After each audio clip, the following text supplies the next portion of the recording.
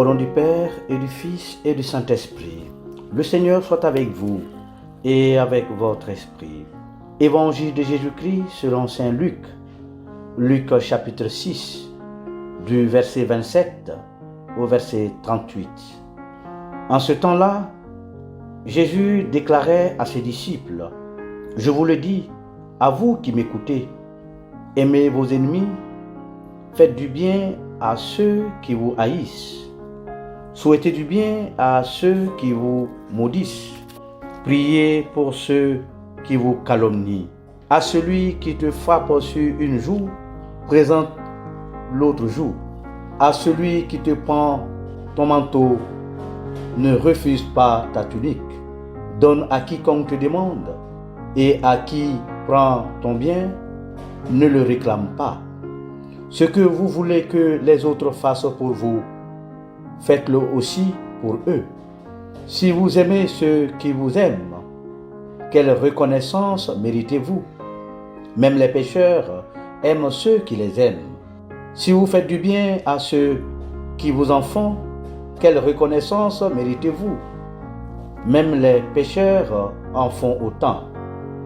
Si vous prêtez à ceux dont vous espérez recevoir en retour, quelle reconnaissance méritez-vous?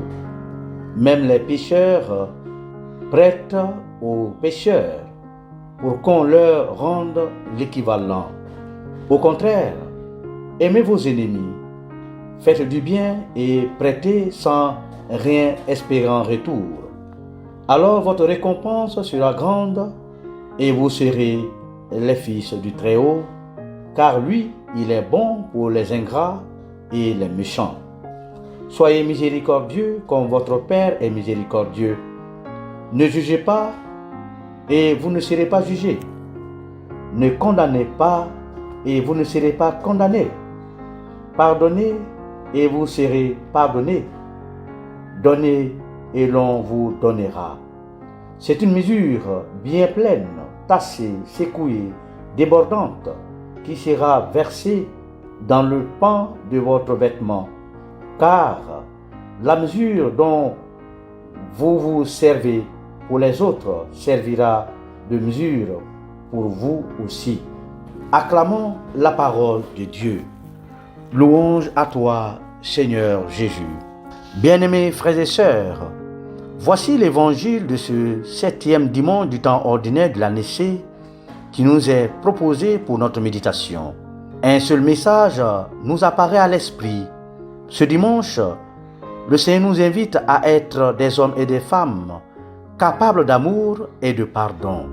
En effet, après le serment de Jésus à la descente de la montagne, voilà qu'il s'adresse de nouveau à ses disciples, c'est-à-dire celles et ceux qui ont décidé librement de le suivre.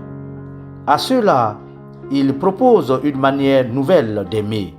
Je vous le dis, à vous qui m'écoutez, aimez vos ennemis, faites du bien à ceux qui vous haïssent, souhaitez du bien à ceux qui vous maudissent, priez pour ceux qui vous calomnient.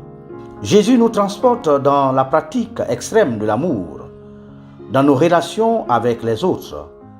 Un amour qui ne se venge pas, mais accepte l'autre. Bien-aimés, Jésus ne s'adresse pas à des personnes qui sont étrangères à lui, mais à ceux et celles qui le suivent, qui communient à sa vie. C'est pourquoi il les invite à l'écoute. Je vous le dis, à vous qui m'écoutez. Frères et sœurs, écouter est une disposition du cœur. C'est s'ouvrir avec confiance à l'autre en demeurant attaché à lui en toute fidélité d'esprit et d'âme. Comme pour ainsi dire, c'est tous ceux et celles qui ont confiance en lui pourront vivre cette exigence de l'amour qu'il proclame.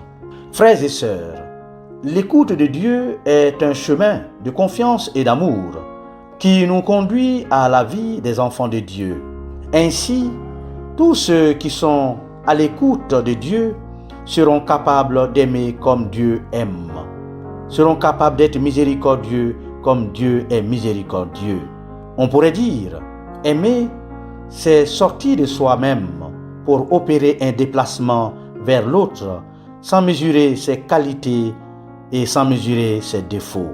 Bien-aimés, c'est en nous mettant à l'écoute de Jésus que nous trouverons la force d'aimer qui dépasse nos forces humaines. Alors, nous serons capables de refuser et de nous venger de celle et celui qui nous a fait du tort et de lui accorder le pardon.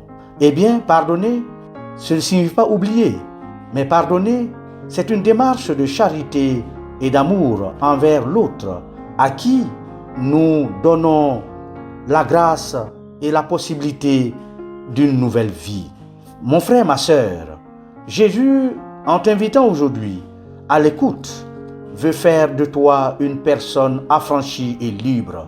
C'est pourquoi il t'invite à faire un déplacement et à bouger les barrières qui te séparent d'avec ton prochain, ton frère, ta sœur, ton époux, ton épouse, ton collègue de travail ou ton collaborateur avec qui le mur de la haine est établi il y a peu.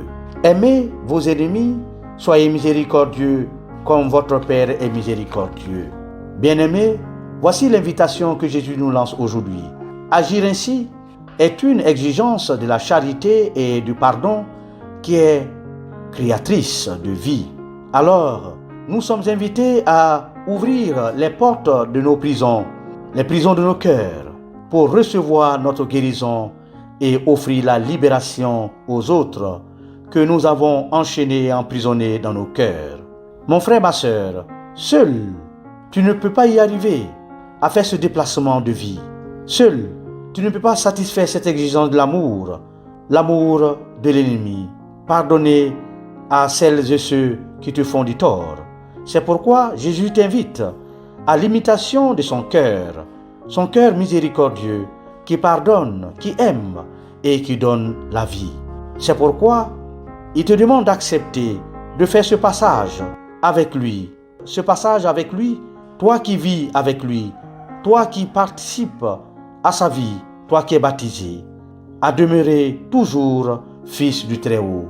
Oui, les fils du Très-Haut, c'est celles et ceux qui sont capables d'impacter le monde par leur manière d'aimer.